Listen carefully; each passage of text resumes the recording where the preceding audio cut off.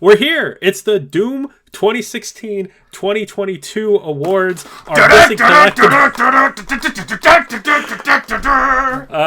missing collectible Game of the Year awards. You will notice that fan favorite Jake Butt is not here. He's dead. He's not dead. That could age really poorly. That could age badly, though. He is in an emergency situation, though. We do wish him the best. Between houses exploding, ER visits, and everything, it just didn't fit with his schedule. But he did send us his top 10 from his deathbed. Again, gonna age poorly. Don't say that. The way that we do this every year is usually we compliment sandwich the games of the year. So we do our honorable mentions first. We do games that we didn't like in the year, and then we do our real top 10. And we'll get more into the real top 10 when we get there. But first, we're going to do honorable mentions. I think the order this year is me, you, JB. Is what I think you're right. There's also one thing you left out. What did I leave out? One of the traditions that was definitely not a tradition, it was definitely accidental, is last year we all wore matching flannel. That's true. This year you're wearing green and I'm wearing blue. Okay. This doesn't match. Yeah. Fortunately, if you already don't match, there's nothing wrong with not matching even more. Oh, God. This actually matches better, I think. Oh, I agree. It also helps to dial in the fact that we're clowns. And this is going to be the worst Game of the Year list you've heard. No! It's mathematically proven. The Missing Collectible Doom 2016 award is the best Game of the Year award. No, it's awful. We're always the people who get it wrong, and everyone's like, wow, you didn't put Poo Poo Fart Game at number 1? You're the worst. What's the game that's on every list that you hate this year? Are we already going into the bad games list? Because that seems like jumping the gun. No, just like, not games you've played. What's games that you see on other people's top 10 this year that you really don't like?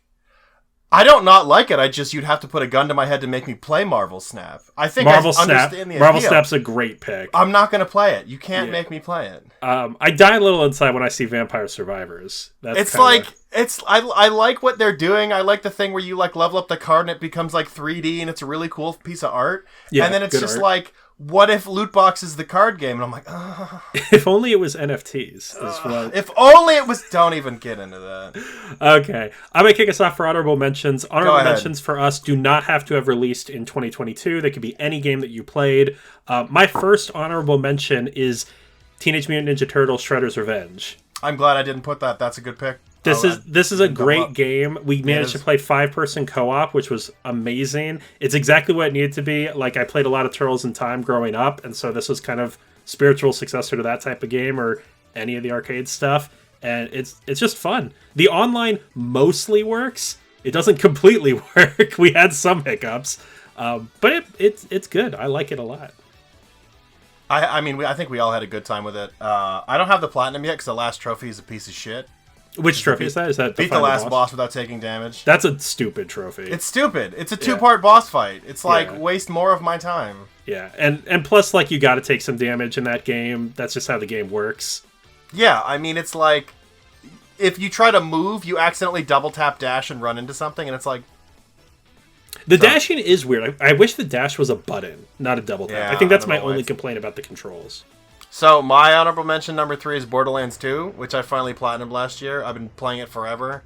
And I spent a lot of time playing it with someone who's spent a lot of time playing it. Like, you know how you have that game from your childhood you played 400,000 times, and you know every facet of it, and you made little mini games to play with your friends if you had them, right, Peter? Oh, yeah. So, like, this is that game for somebody that I know. So he was like, when he was over one time, he was showing me all these weird little tricks. He's like, oh, if you complete a mission this way, this weird wacky thing happens. And I was like, how do you know this? He's like, I played the game for like 1,000 hours. Does Borderlands 2 have a lot of that? I feel like Borderlands 2, in my experience, doesn't, but maybe I just totally missed them. There's way more than you think. Oh, okay. And there's a lot of fun stuff that I never knew about. There's tons of like secret guns and all sorts of fun hidden things everywhere. So it's one of those, when I got the last trophy, I was kind of like, I think I'm going to miss this. Oh. I hated it for a hot minute because I knew how much time it was going to take, but now that it's over, I'm like, I kind of want a reason to go back and play more of it. I'm not playing the VR version. You can't fucking make me. And I'm not playing I feel like the VR version would be a nightmare. It's like Skyrim. There's just a lot of game there. There's a lot of stuff to do, yeah. Which I'm almost done with Skyrim VR, so. Yeah. I have JB's? JB's honorable mentions. His top honorable mention is 2 Point Campus. We know JB loves his tycoon type games. We know he loves Farming Simulator, but He sure I does. don't think there was a Farming Simulator this year. So, he had to settle for 2 Point Campus. He says it's got some fun levels. Like, he said there's a wizard level, which I have no idea what that is. And it's got some performance issues, but otherwise he had a good time. I haven't played 2 Point Campus, so I have nothing to talk about for it. Yeah, I've never played it, but I know it's one of those games that JB loves, so I wouldn't question his reasoning. He's a smart guy, that JB. Okay, you don't know. We were doing an escape I do know. room. We were doing an escape room, and there was like a small amount of math, and I don't mean it was a small thing. It was just like a quick equation one-off out of nowhere. There hadn't been math before that up to that point, and it was like a 4-digit number plus a 4-digit number, and he did it before we'd even finished reading the numbers, and everyone was like, "What?" He's got that mental fortitude. He had it, and he was like, "What?" And we were like, "How did you do that so fast?" And he was like, "It's just math," and we were like, "Oh, okay." My number 2 honorable mention is The Case of the Golden Idol, which is a game that we heard about because Lucas Pope was like, I wanted to play that with you, you fucking penis. No, I play these games with my wife. It's a fun bonding marriage game. Well, I'm your second wife. That's rude. Case of the Golden Idol is like a murder mystery whodunit. Every level, someone has died, and you need to figure out what killed them, and you have to fill out a Mad Lib, like who did it and why, and what was their motivation, and what happened as a result of this, and what happened shortly before their death, and that sort of thing. I think it loses a little bit from Return of the Obra Dinn, because since it's like a Mad Lib keyword type of thing, you can almost brute force some of them, which just feels bad. But the plot gets cool, and the game is interesting, and I wish there were more games like it. I mean, there are. You just play more Lucas Pope games. Or do you mean the Mad Lib thing? I mean, like, murder mystery type games. Yeah. I mean, there's that one chapter in Paper Mario The Thousand Year Door. I still haven't played Thousand Year Door. What? I know. I've played Super Paper Mario, but I haven't played Thousand Year Door. I've also played Why am Sticker I the one in Star. the clown outfit? You're the fucking clown. You're the whole circus. I am a circus. What's your number 2? My number 2 is Hitman 3, all of the Hitman's editions. Great pick. I spent a lot of time playing Hitman this last year, and it was that, like, I'd watched a lot of people play, and I was like, I could never really be that good at that. You know, there's too much, like, I just want to brute force everything. You gotta, like, hang back and do it the right way. When you finally play a level enough that, like, you know where everyone's gonna be when anything happens, it's like, you know what I mean? Yeah. It's perfect. It's just butter. Yeah, I love the growth of Hitman 3. Like, you learn more as you do it, and it's just like, I know every inside and out location. You start a Hitman game. I guess you start this Hitman game, which I had the 1 and 2 expansion, so it was all of the new Hitmans in one big package. And I started with, like, a fucking toothpick. And it's like every mission I had to go find the poison, or find the fucking door decoder, or like go find a pistol. And now I can start with all of that every time. Yeah. So it's like, oh, do I have to poison someone? I can start with poison, I can start with the fiber wire, start with the coin, and now it's just like, you know, because I remember this one level where it's like, oh, poison this guy with his food. And I looked around the whole level for the poison, and I was like, I can't find the poison anywhere. And it might have been there, and I never found it. I just came back later when I had poison that I could just start with, and I was like, ha, nice food, idiot. And he's dead. Get him. And then you just leave. So you kill him and then you leave. I've 100%ed Hitman 3 base game and then Hitman 1 expansion in Hitman 3. It's confusing. All I have left is Hitman 2 and Hitman 2 expansion in Hitman 3 again. I don't know why they called it that, but the only thing I don't like in that 100% is the sniper missions in Hitman 2. I think those are lame. Yeah, you told me that, and I'm not looking forward to it. Which is weird because I like sniping in normal levels, so I don't know.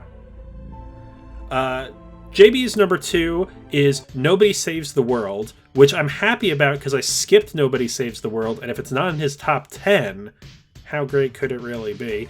He says it's a fast-paced Link to the Past-like game where shape-shifting is the gimmick. You can unlock new forms by leveling previous ones and combine abilities amongst the unlocked ones. It also suffers from bizarre difficulty spikes. which doesn't sound fun. I think it is co-op, though. I think there's some cool stuff in co-op in that game. My number 1 honorable mention, I feel bad because I really wanted to get this game in my top 10. There just wasn't room. Yeah. This is Last Call BBS, which is the last Zachtronics game. Rip.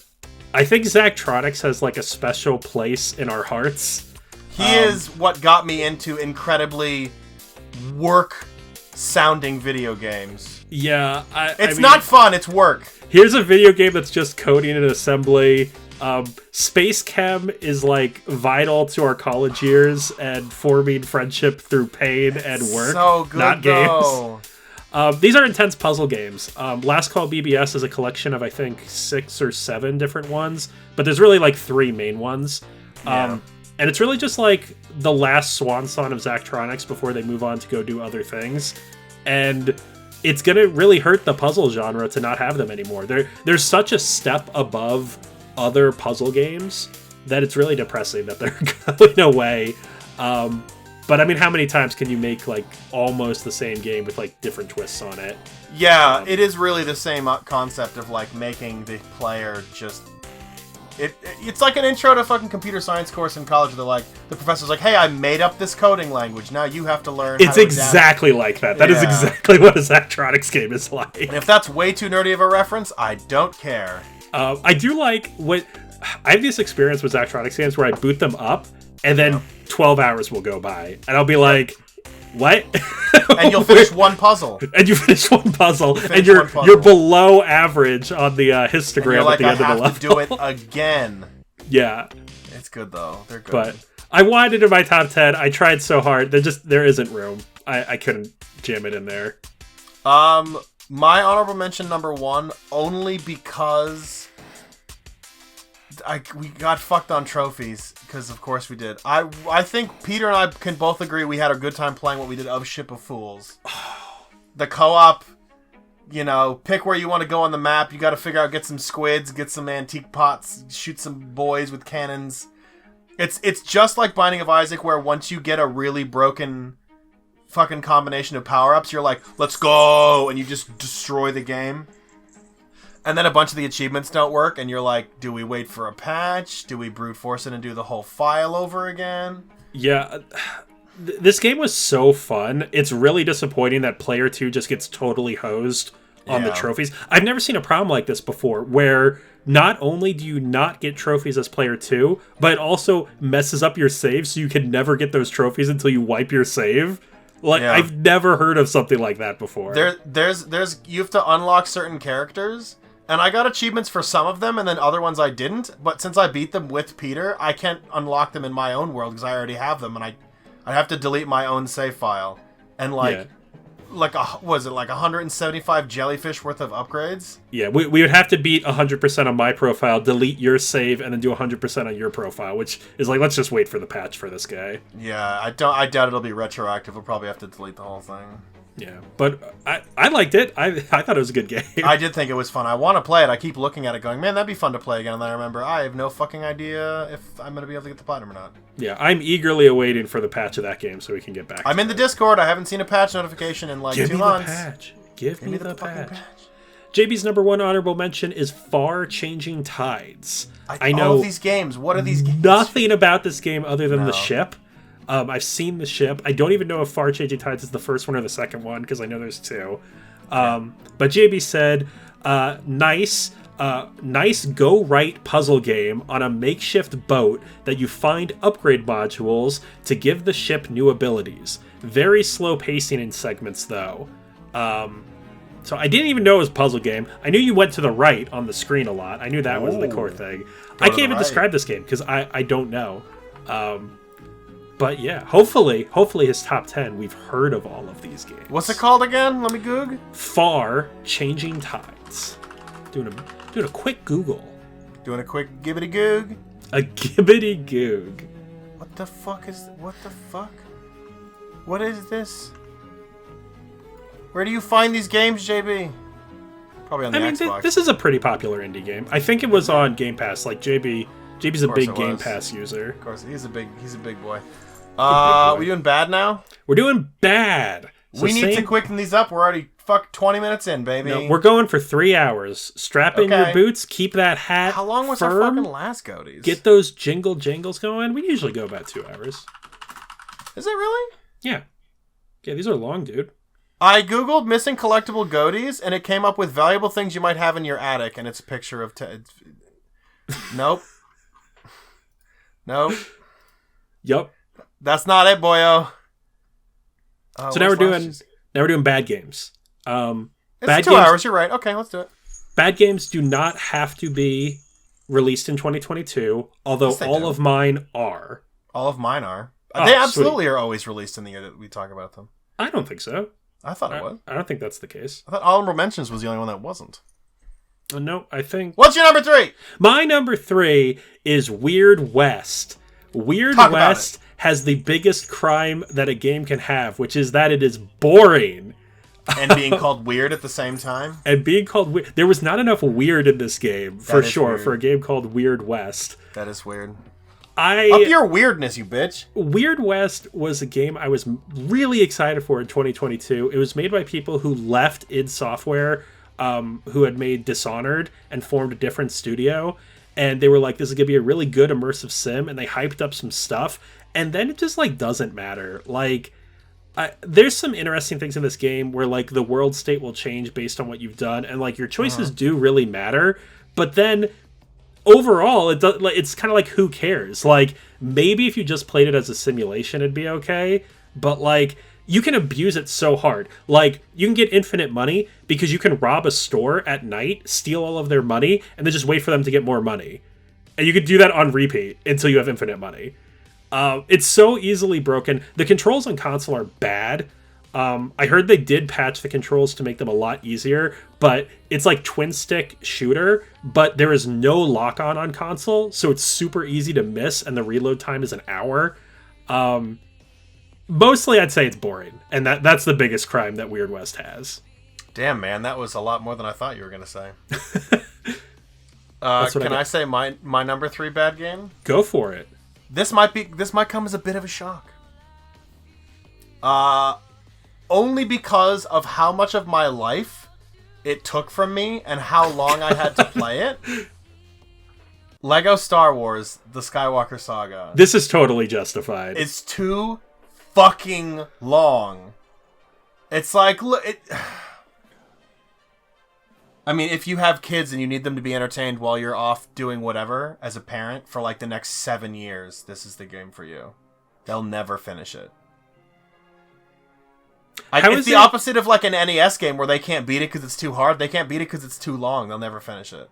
How is it before going for the platinum? Is like the main stuff good? Fine. There's good jokes. There's great jokes. Okay.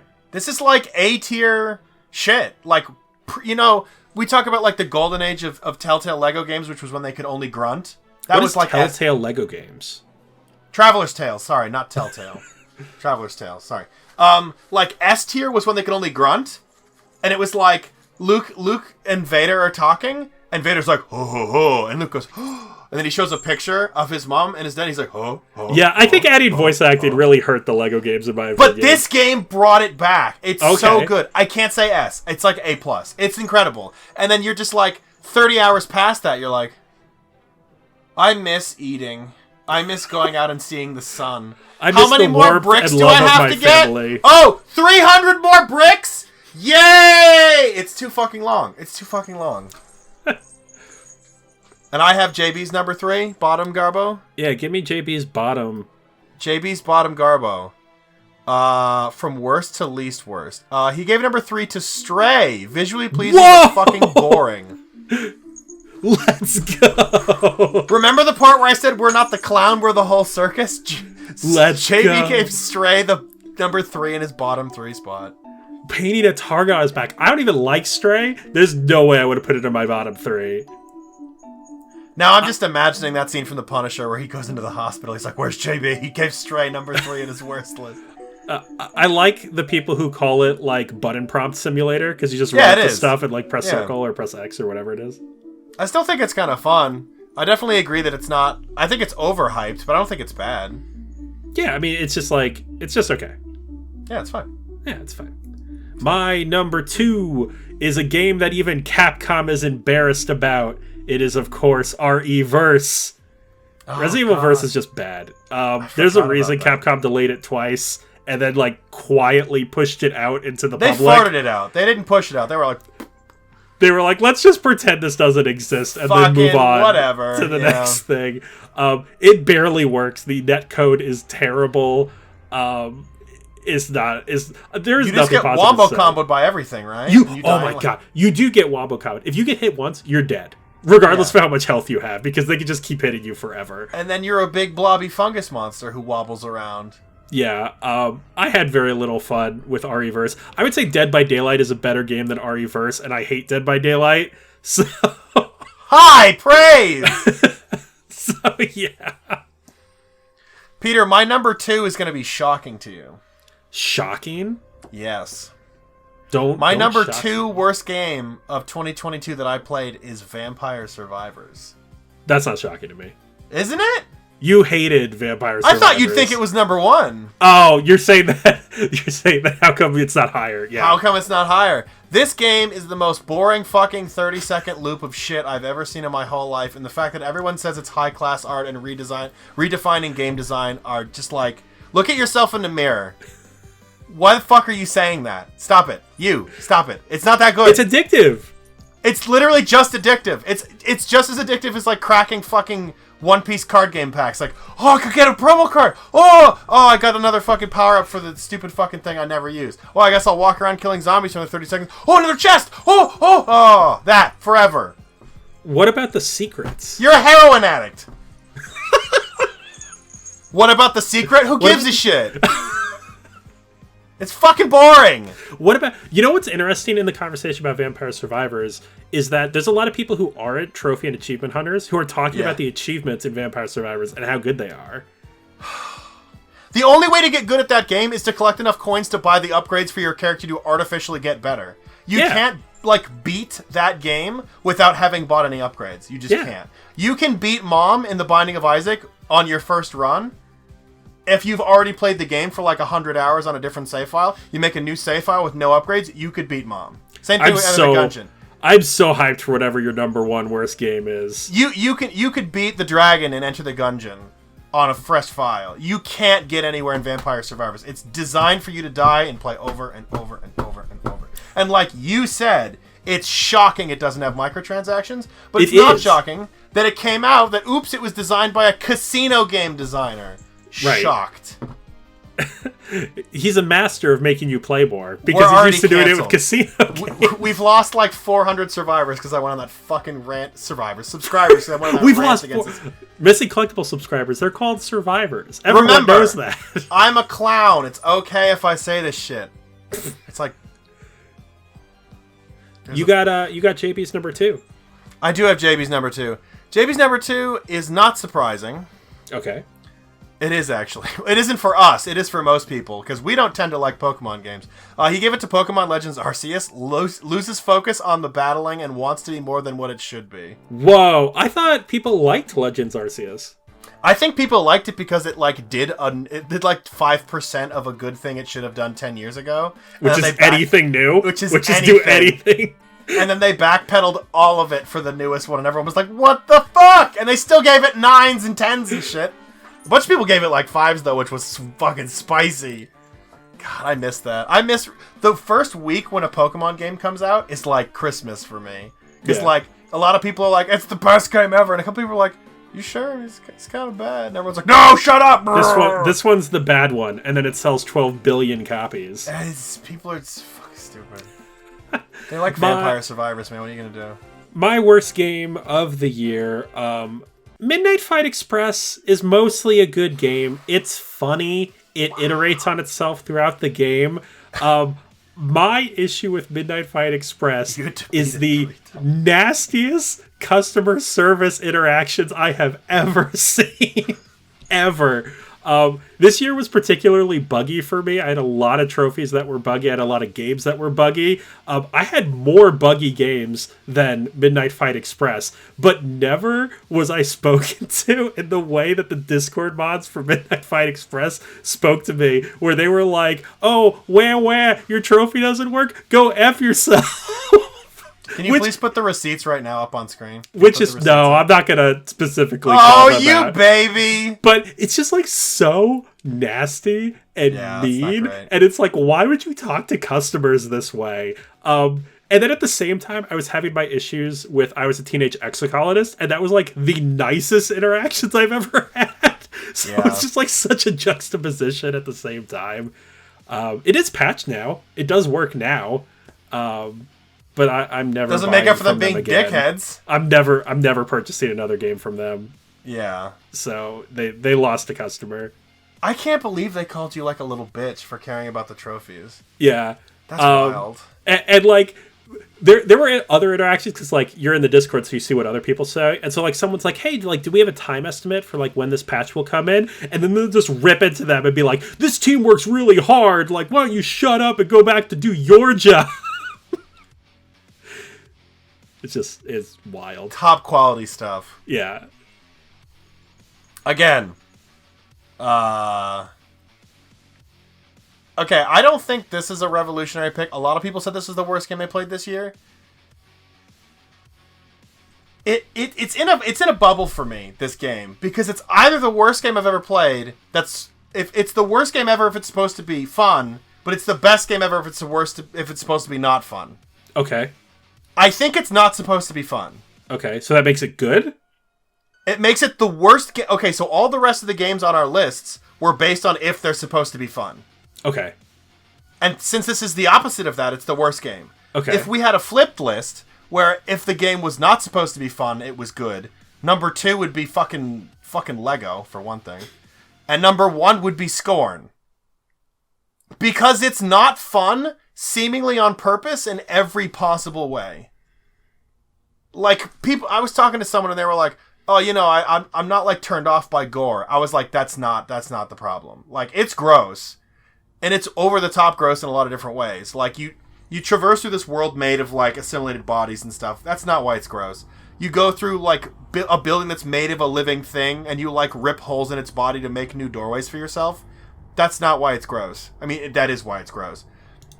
But, like, it keeps showing your own body trying to, like, rip itself apart, and you're just like, that's kind of gross. And then, oh, you get, like, harassed by enemies. I've said this to you before. The first enemy you meet in the game after you get a gun takes 5 shots to die, and your gun has 2 bullets.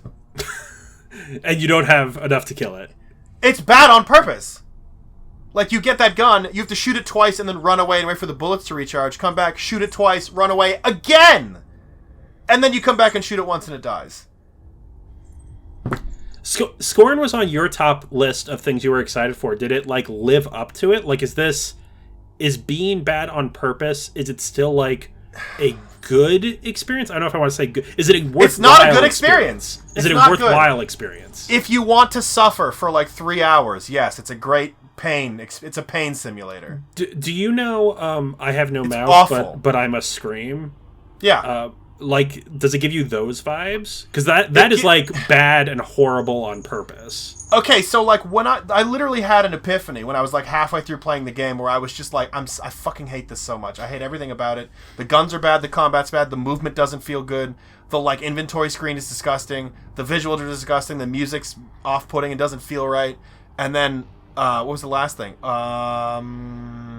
on, there's one more thing. Hey, the checkpoint system, where you get like 20 minutes into a puzzle room, and then you die from a thing that can kill you in one hit, and you start all the way back at the start 20 minutes ago, and you have to do it all over again. With the gun that doesn't shoot fast enough, and you gotta kill all the stuff again.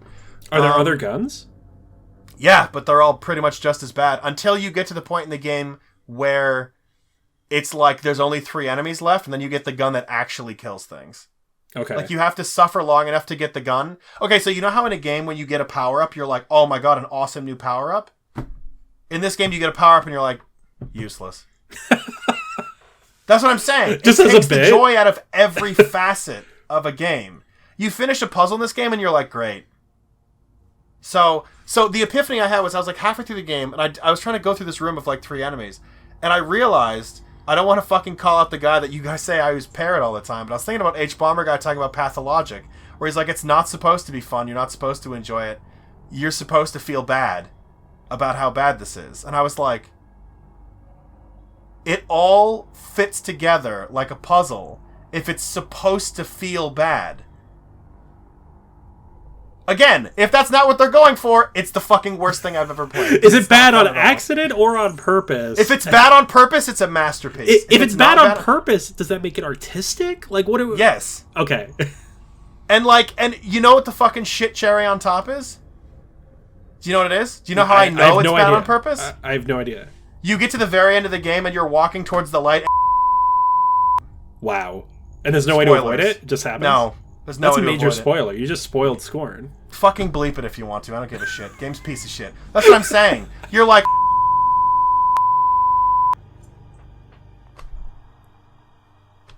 I have to censor your middle finger. YouTube's cracking down on cursing. Yeah, I know. I realized, I was like, oh man, I'm supposed to run past everything and just try to get away from all this stuff. And that worked. And I was like, oh, here we go. This is how you play this game.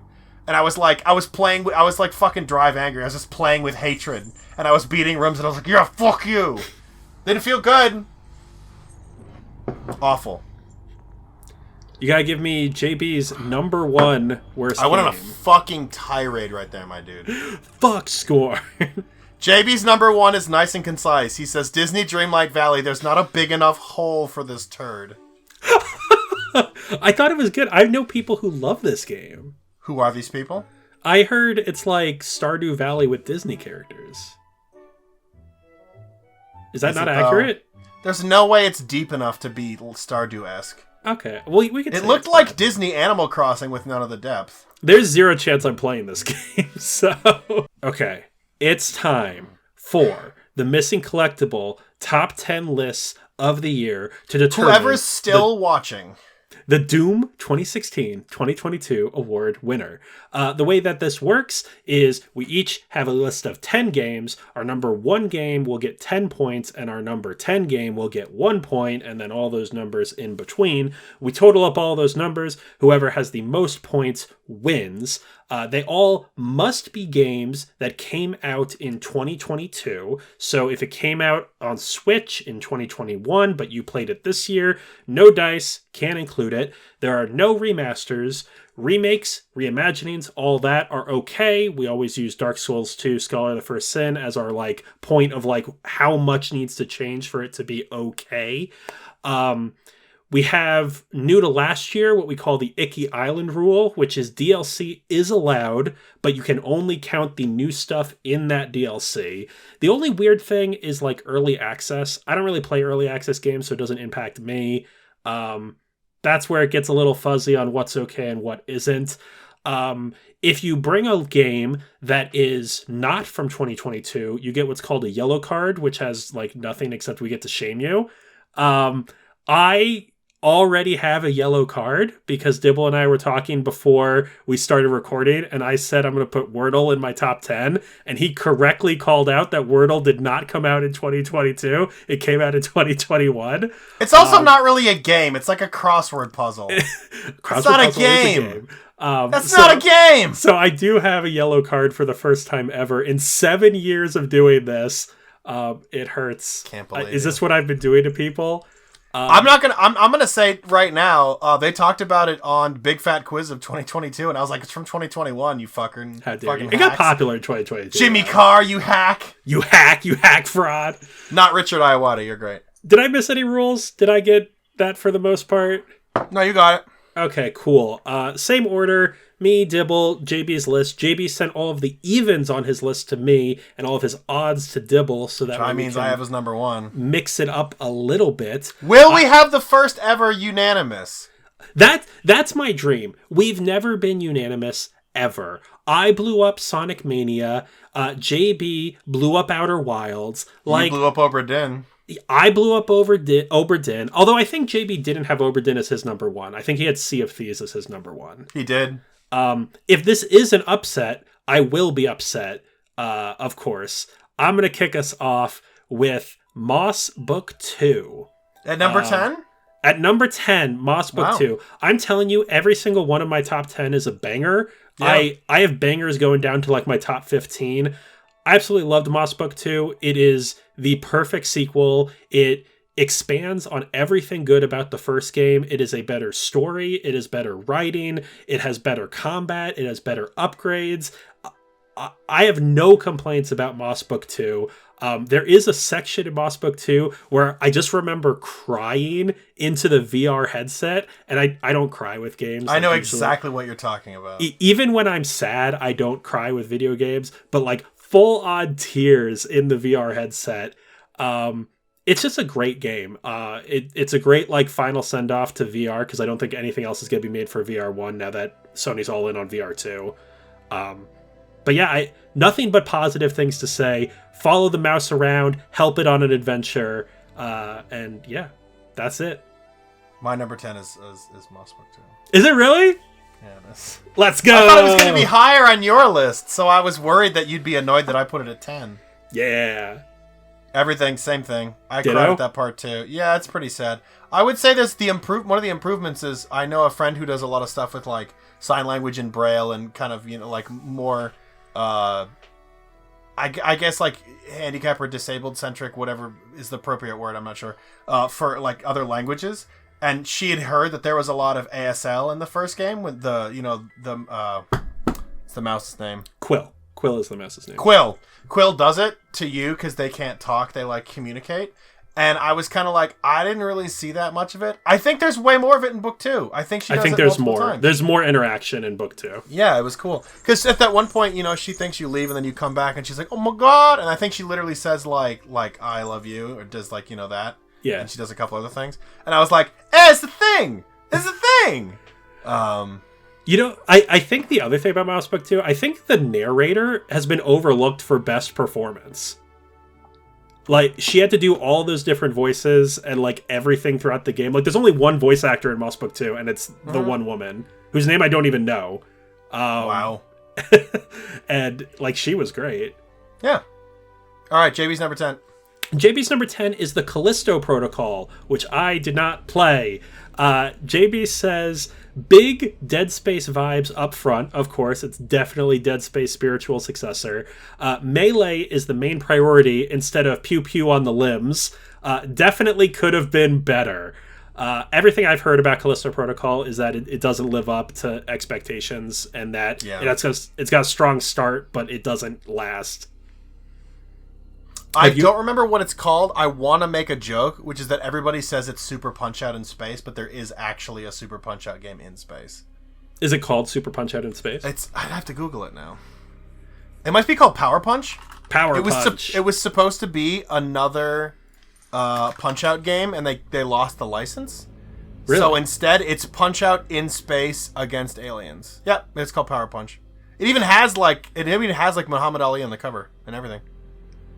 That's pretty cool. Yeah. So, yeah, there already is a Punch-Out in space called Power Punch. No, your fucking NES games, everybody else. I don't know NES games. I know the big ones. That's about it. My number 9. Unless you got more to say on Callisto. I'm going to play it when it's like $20. I don't want to play it yet. Yeah, with the reviews, I'm going to play it when it's way cheaper. Yeah. My number 9 is OlliOlli World. OlliOlli World is great. It is hard, and it's like playing it a lot to get better at it. One thing that like is a weird thing to like is I like fictional worlds where every single person in the fictional world is obsessed with this one thing. Pokemon. So like you think like Pokemon, like every single person in Pokemon is obsessed with Pokemon. Everybody in Yu-Gi-Oh! Is like obsessed. Like the whole economy of the world revolves around these stupid cards. OlliOlli World is like that.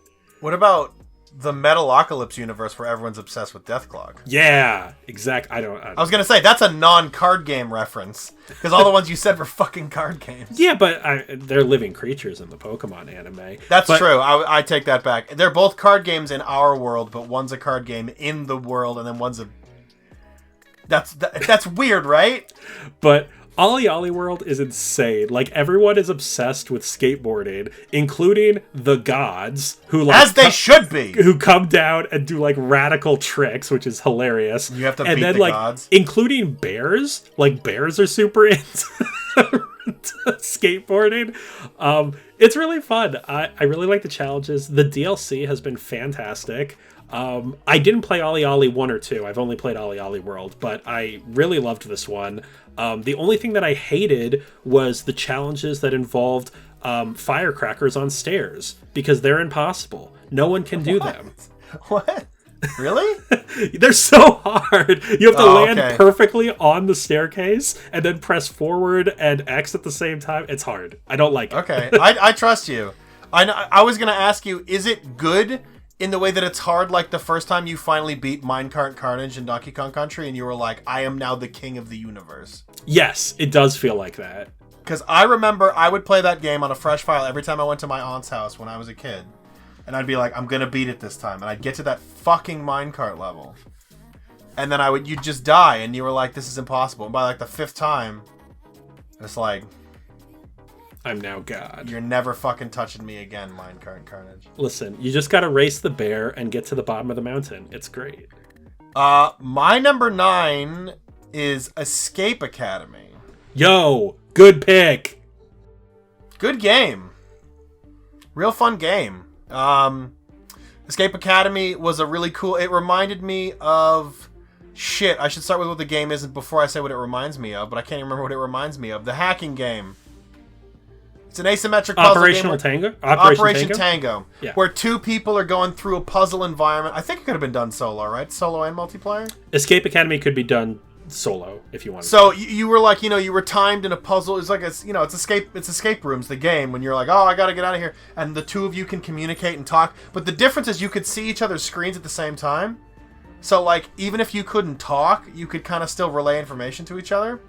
But yeah, I mean, it was great. It was one of those games that Peter and I really clicked on and just burned through in like 2.5 hours, 3 hours. We fucking ripped that thing to pieces. I think we only missed like 1 or 2 achievements our first pass through. Oh, right. If you accidentally press the square button, you have to do the whole thing over from the start. That's... Because it counts... that's it counts the worst as using part. a hint. And you have to beat the level without using any hints. But we never looked at the hint. We just accidentally pressed square and went, fuck! And then had to restart the level. On the same level, I did it 3 times. In a row. And then also Bone Minus B. We're so stupid for Bone Minus B. I remember after we beat that puzzle, you looked up clips of like all the other people doing it, and it was like Kyle Bossman got it in like less than a fucking 1/8 of a second, and it took us 5 minutes. My favorite part of Bone Minus B is it took us like 18 minutes to do the whole level, and we were on Bone Minus B for 12 minutes. Yeah, it was real bad. That was bad. Go ahead and type in the comments if you know what Bone Minus B means. Do we have to put a disclaimer in front of this video that these are our stupid opinions and that please don't unsubscribe because we shit on a thing that you like? To be 100% clear, this is the fact-driven best list on the internet. No, if you don't agree, you're the wrong. No. You have to own it. You have to own it. I'm afraid people are going to be mad because I said Vampire Survivors was the dumbest piece of shit I've ever Since when do you care what other people think? I wasn't going to take it back. I do still think that. Fuck you. It's still bad. I just don't want people to get really offended. Although you should if you did. Because it's bad. Anyway. Yeah, Escape Academy's great. JB's number 9 is mine because I have his odds. Number 9 he gave to Marvel Snap. Dang. Are you joking?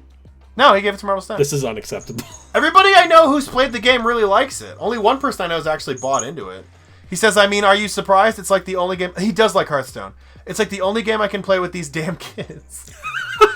Uses the 3-lane method with gimmicks for each lane. Games are only 6 turns long, which is a huge drawing point. Little lackluster on a lot of the card mechanics, but I'm sure it'll improve with more content. Yeah, I've heard that. It's really nice because it's short, even, and the name, it's one of those like genius marketing moves. The name of the game is like, that's how long it is. It's pretty quick. Yeah. It also plays into the Thanos thing, probably. Also, do you know what snapping is in Marvel Snap? Yeah, where you double the power cube thingy. Yeah, you're like, I'm gonna win. So you double down the rewards of the match, and then your opponent can be like, no, I'm gonna win. I would win. And then it's 4 times the rewards. And if you lose like 4 times the rank points or whatever. That's cool. So like slimy. I love that. I haven't played Marvel Snap. There's no way I'm gonna touch it. I like the fact that it's imagine building this giant cinematic universe of your characters and then being like the mobile game is just the comic book versions. So ballsy. Yeah. I think the wider audience is getting some MCU fatigue, though. I mean, I certainly am. I think Marvel games and stuff are doing the right play by putting some distance between them and the MCU. Yeah. I mean, not to get into movies that we watched, but holy fuck shit, Love and Thunder was not very good. I still haven't seen God. I don't want to say it was bad. I definitely enjoyed parts of it, but after it was over, I was like, bruh. Everyone always points out that literally everyone in Thor's entire family and everyone he's ever known is dead. Wow, spoilers for old MCU movies. And in all of his other movies, he's like a happy-go-lucky guy. It's like, you're not gonna have the like arc of him coming to terms with all this stuff. He's just like, nope, I'm happy now. No, don't worry about it. He had his arc in Endgame. The arc's over. Yeah. Well, I mean, literally somebody wrote this comment where they were like, if you don't think this movie's bad, remember the point that the whole plot is this guy is going to kill all the gods in the universe and he's unstoppable and Thor's making dick jokes. And it's like, yeah, that's pretty good, actually. That's what makes it good. It's just not a good tone. Taika Waititi does the joke thing too much. It's like, I get it, the Rock guy's funny, but holy too many quips. Too many quips. Everybody's looking to be the next Iron Man. Like Spider-Man's the quip guy. He's the quip. Dial it back. Quip quips. Quip. My number 8, Dibble. Yeah. Don't be mad at me. You can't be mad at me. My number 8 is Neon White.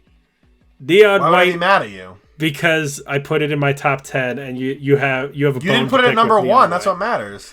Neon White is great in terms of gameplay. It is so good that even though it wiped my save 3 times, I still came back to it immediately every time.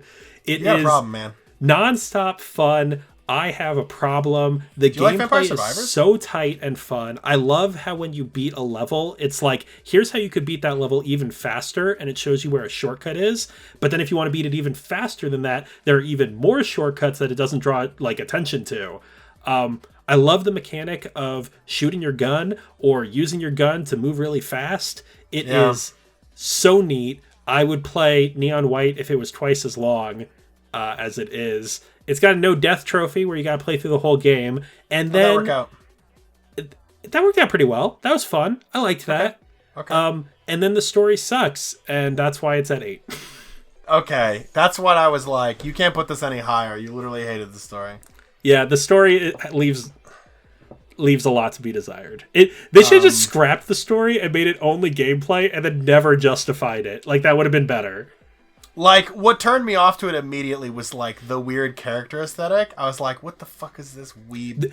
And I like anime, and I was like, this looks fucking And then stupid. they even play into it stronger, like they do that, like, uwu nonsense. And and you're like, fucking please. All the cliche stuff that you hate. Yeah. Like, it's good. I like it. It is, if you're interested in it, and if you've played it, watch the AGDQ run that just happened. Watching Peter watch that was like, they did this, whoa! And it was so don't watch the run. Watch me watch the run. Yeah, there you go. Or watch me listen to you watch the run. No. So this is, I think this is a perfect spot for this as well. So I put Stray at number 8. Good pick. That's a good spot for Stray. It's a good game. There's just like, it's like, again, the speedrun for it's like 2 hours. It's not that long. It's not even 2 hours. It's like an hour. It's pretty short, and it's mostly run away from weird tick blobs the game and like kick buckets at people. Yeah. Which is exactly what it needed to be. It didn't need to be more than that. As someone who doesn't like Stray, you have to respect the animation of Stray for sure. It's great. And it deserves a lot of the awards that it gets. I just don't think it's better than the games that I put above it. I think those other games are better because of like what they achieved with what they were putting out to do. I think is better. Yeah, for sure. Especially considering this is like, ooh, we have a cute cat. Give us all the money. What did you think? Go ahead. I'm not a cat person. What did you think of when the cat first gets the like vest thing that holds the robot? Yeah, we've put a lot of clothes on our cats and they do that. They like fall down immediately and they're like, no, I don't want this. I'm told that cat owners love that scene. It's very funny. It's endearing as fuck. I was just like, whatever. It's good. Wait, isn't there the thing that if we say, like, if swearing is more than 10% of the video, it gets demonetized? Yeah. Fuck. But it doesn't matter because we don't monetize anyways. No, that's true. Okay, you got number 8 for JB? Yeah, Stray, it's fine. It's good. It's good. It's a good game. JB's number 8 is Pokemon Scarlet and Violet. My guy, you're killing me. I just hyped up the fact that you understand what's bad about the modern Pokemon games, and you dunked on Arceus, now you fucking throw Scarlet. My guy. He says, hot damn, a Pokemon game that isn't like Pokemon Go. I can just battle stuff. Hardly had performance issues on his handheld mode Switch. Instead of fighting peons before gym leaders, you do little quests, and they're all dumb. Other than that, it's a good game. Okay, that is a thing I heard, is that the quests are all really fucking dumb and bad. I have no context. I have no interest in Pokemon Scarlet or Violet. There's a very good technical video talking about all the problems with the game that has nothing to do with the performance, which I think is the most telling video. That you can make a top 10 list of the worst things about the game that aren't how badly it performs. Yeah. And but like, isn't it like really open though? Can't you do almost anything in any order? You got a motorcycle Pokemon. That's kind of dumb. I don't like the motorcycle Pokemon. It is dumb. My number 7. I love hard games. I love games where you have to work to get better. That's why I had OlliOlli World and Neon White. That's why Elden Ring is number 7. My number 7 is Sifu. It is such a good combat system. It is such a good aesthetic. I love the combat motifs. I love the start of the game. Like the opening and the tutorial are really strong. I love the collectibles, which is something I don't say that often. Like the collectibles are on a grid, and they're like you're connecting string to be like, what this means. Oh this. Yeah. And you can use the collectibles as keys in other levels to like skip different sections, and like that's really cool. It's just a fun game overall. I wish it was twice as long. We're entering my I wish this game was twice as long block. And Sifu is definitely part of that. But I would say I love Sifu. Even at number 7, I think it's fantastic. Okay, good. A lot of people told me to play it, and I told them to fuck off. Now, I saw what was good about it, and I just saw Fury, but with more enemies, and I was like, I don't want to play that. I actually mostly saw the Batman combat, and I was like, it's not really Batman combat. Is it more like Spider-Man Miles Morales combat? I'd say it's like neither of those. Like Batman combat to me is like constantly flipping over guys until counter appears, and that's not really the case in Sifu. My favorite thing about Spider-Man is that that's not a thing, and you don't get the opportunity to counter, and I hated that. Yeah, sometimes things just hit you in Spider-Man. You can't counter, you can only dodge, and I was like, this sucks kind of. Yeah, just dodge. I'm not saying Spider-Man's bad, I just, everyone's you know where Spider-Man's great is Marvel's Midnight Suns. He's really good in that game. Shut up. Was that number fucking 2 for you? Number 3? That's 2? My number 1. Oh my god. What's your number 7? Am I doing number 7? You're number 7. My number 7 is the best game from this studio ever, which is funny because they made one game that was really good, and then they made like 3 games that were really hot poop garbage, and then they made the Quarry. It's Elden Ring. Oh, it's the Quarry. And the Quarry is really good, and Until Dawn is really good, and then don't play anything in the middle. Don't play any of Man of Medan. Don't play Man of Little Medan's Hope. bad. Don't play any of those. Play Until Dawn and play the Quarry. I heard the Quarry is the buggiest one they've ever released. Is that factual? I don't like when people say, oh, it didn't happen to me, so it must not be a problem. I literally never had that. I've beaten it 4 times. Okay. However, I can understand if you did have issues, because that's how games work. They usually don't work, and they're crap. But I don't... I'm trying to think of what you mean by it had a bug, like a prompt didn't I heard work, like the floor doesn't load in and stuff. I've seen images of people's heads spin 180. That's amazing. I wish I'd had that. Holy shit. No, I never had that. I kind of wish I had. Yeah, Quarry's good. I haven't gotten the platinum in it yet, and I just shipped it back, so I'll have to buy it or wait to get it, because I gave it back to the person who actually bought it.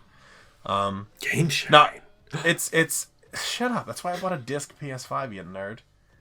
No, it's really good. It's really, really fun. And it's got the guy from Detective Pikachu in it, whose name I can't remember, which is really rude. Ryan Reynolds? No, the main character, not the Pikachu.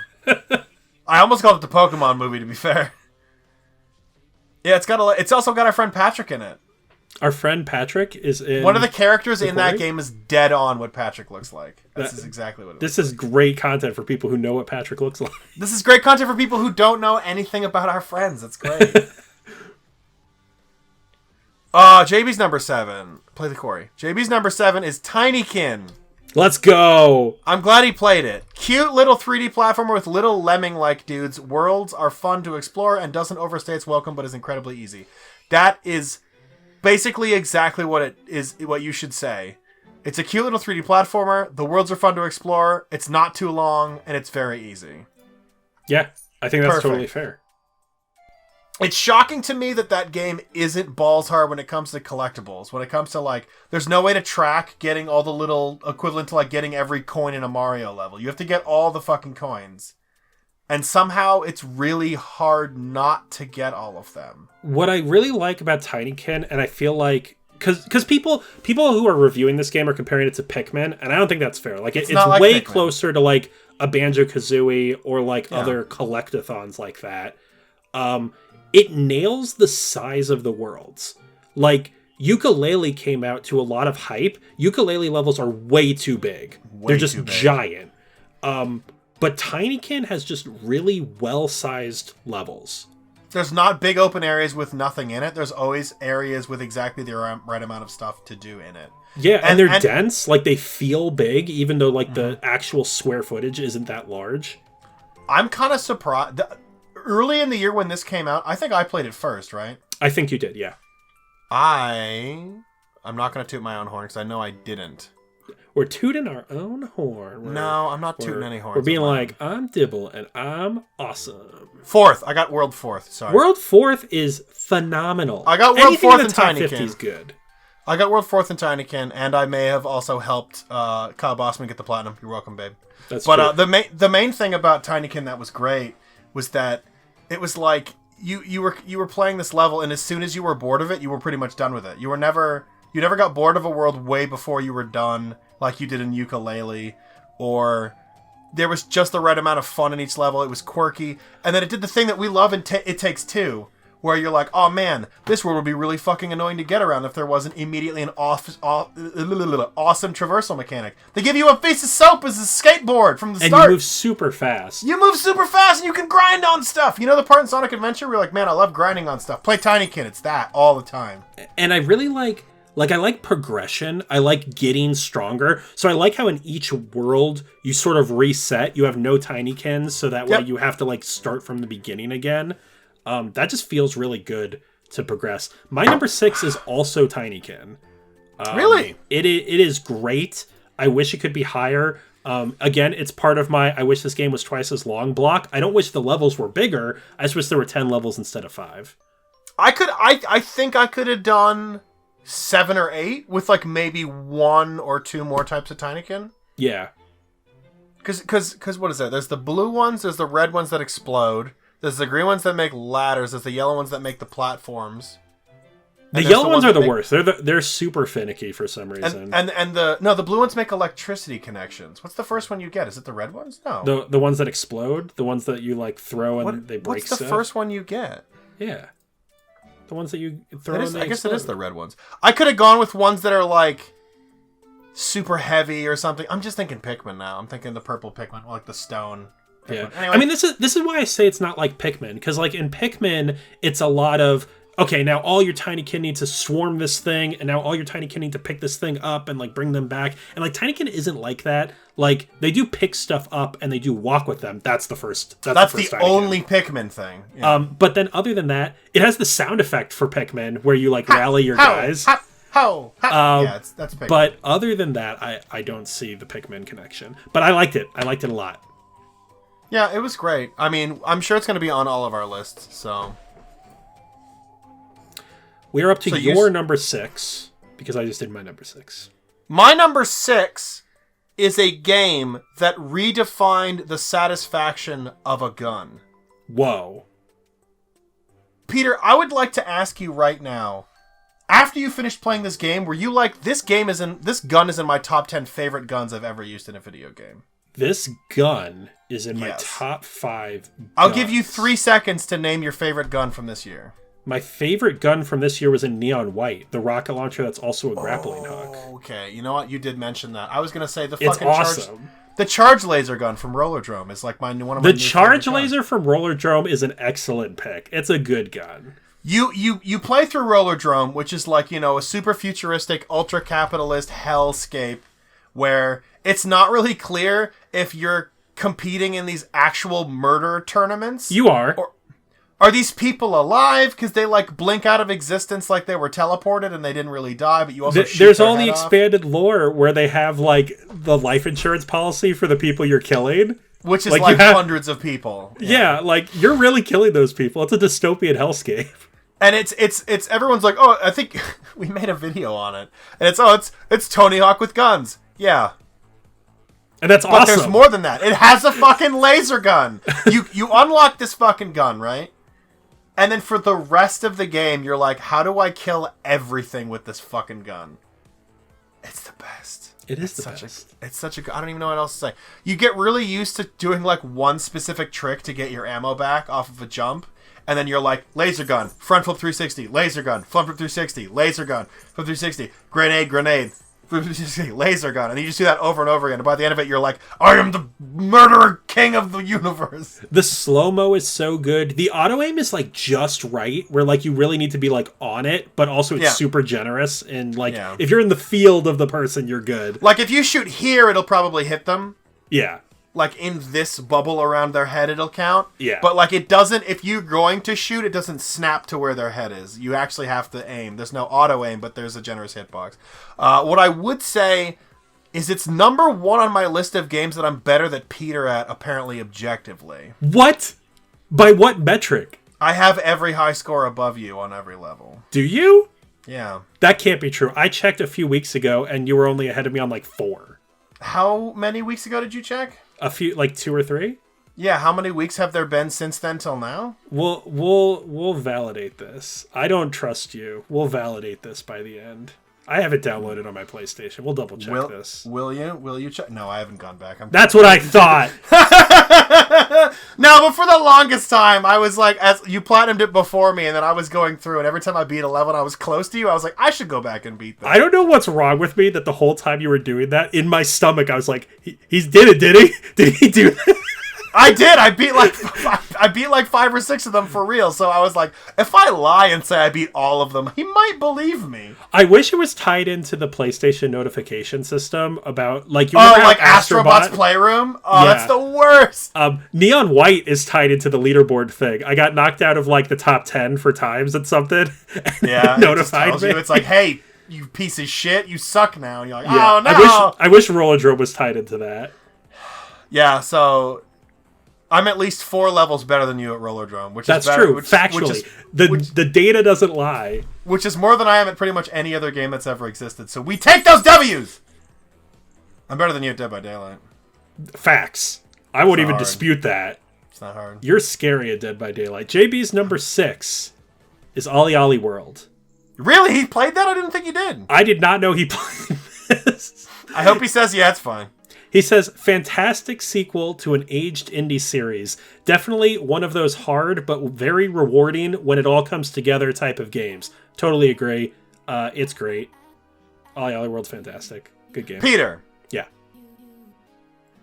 Before you say your number 5, can I guess what it is? We're in the top 5. This is where things get real. What is my number 5? I think I know what it is. Wait, no. Are you spicy enough to not have included it at all? Super spicy. Okay. One of 2 things. Either you did not include God of War Ragnarok at all, or it's number 5. Okay.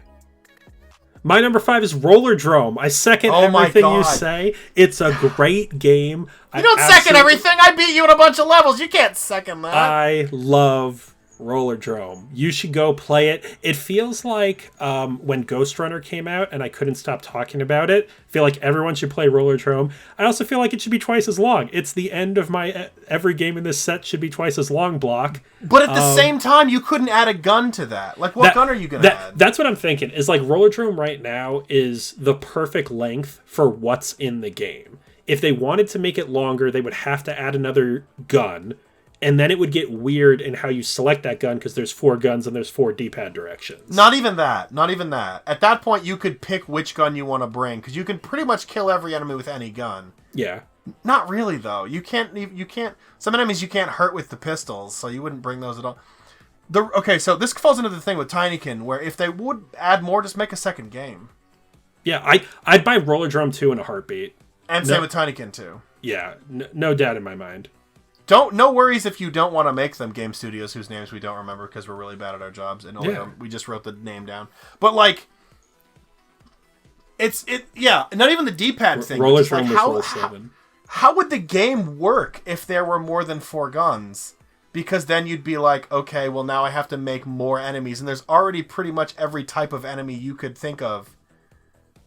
It's like Doom to Doom 2. In Doom 1, you had the flying skulls. In Doom 2, you had a guy who spit out the flaming skulls. It's like, yeah, okay, wow.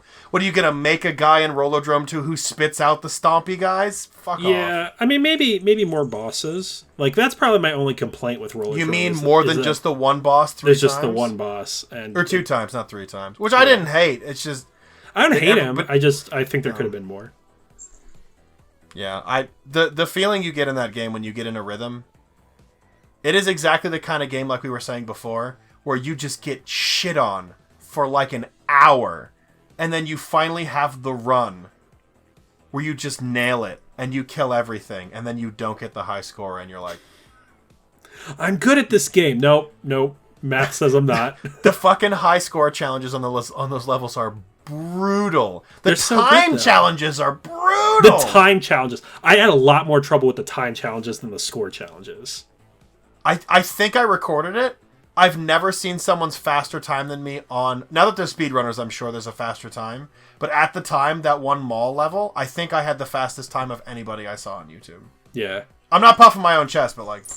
No, you're puffing up your chest. No, there's somebody faster than me by now, by far. Now that the game is super popular, and I'm sure with speedrunners, people are playing it because it's a time-based shooting people game. There's going to be 1 billion people. Yeah, it's a good game. I feel like it'd be a weird game to speedrun. That wouldn't. I don't know if that'd be good or not. What's your number 5? My number 5 is God of War Ragnarok. Oh, let's go. I did like it quite a lot, and I think this is exactly the perfect spot for it, because unlike people who stopped playing it because they don't go for trophies, I kept playing it because I go for trophies, and the ending of the game is really fucking boring. Okay, I've heard like crazy opposite opinions on the ending. Like I've heard people say the ending's amazing. You mean the part where you like a bunch of people do stuff that doesn't make sense for their character arc? Yeah, I mean no spoilers, and then a bunch of people... but it's. I like the culmination, the idea. I don't know. I don't hate the idea. I just think a bunch of people do stuff like there's a couple moments where I'm like, yes, that's good for this person. That makes sense for that character. Are we doing spoilers? Yeah, we can turn on spoilers. Okay, spoilers are on right now for God of War Ragnarok. You've had like 2 months. Stop pissing at me.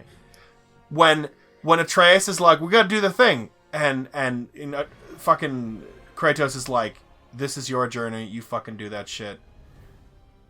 You trust fucking Thrud? I trust Thrud. You got this. I was like, yes. Growth. He trusts you now. The whole game is about him not trusting you, even though sometimes it's really ham-fisted and makes no sense. It's like, now we got the trust in the father and the son. It's good. Everything with the dwarves is fucking stupid and doesn't make any sense. Totally agree. Absolutely He's like, agree. No more dwarves will die. If we fail, they all die. Yeah, good job. I'm good still job. mad about that. It's good job. bad. We talked about that in our other video, but... And then What's-His-Face dies stopping Ragnarok Man with big sword for no reason. Why did Ragnarok Man. Surtur. I know his name. I'm Ragnarok Man. Ragnarok Man. Rah! No, I know we've talked about this before. All right, spoilers are over. Yeah, I think 5's a good spot for it. I really liked a lot of the combat. I thought some of the combat was kind of poop in some places. It was good in some places. I really liked playing as different characters, and I liked the plot when the plot made sense. I didn't like... it's about half the time. I didn't like apple picking for an hour and a half, and then meeting a giant piece of shit. It was like an hour and a half. It was long. The end of that part of the game is really dumb. Where you meet a really horrible person and they're like, yeah, we're just not going to deal with this part of the plot. Somehow this is supposed to develop the characters of... Maybe there's just bad people you can't fix. And I was like... I mean, true.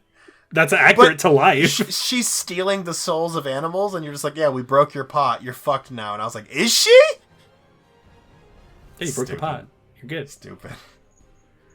What's JB's number 5? I bet it's great. What? No! I do not agree.